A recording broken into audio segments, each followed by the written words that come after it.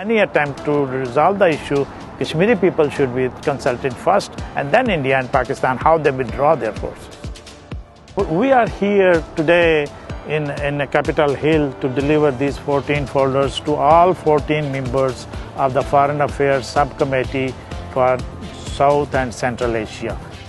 They will understand the implications of Kashmir problem.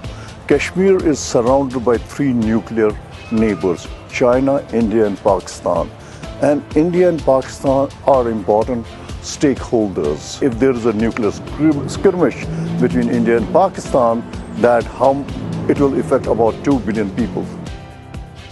Actually, Farooq Siddiqui Sahab prepared this brief for all 14 people who are on the subcommittee, and this folder and all the information, what happened in 1947, what was before 1947, and what happened in 1988, and what is going on now. So everything is covered, and he also mentioned that what we can do as American citizens and as American politicians to help people who are under subjugation.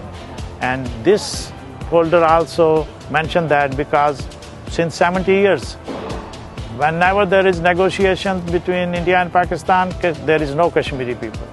My people have been suffering, and since last 70 years there have been atrocities on the people of Kashmir, where youth have been killed, women have been raped, children have been maimed, and India is denying the basic rights of Kashmiris. What United States could imply, and other world powers imply on India to come onto the negotiating table and discuss this problem with Pakistan and genuine leadership of Indian-occupied Kashmir.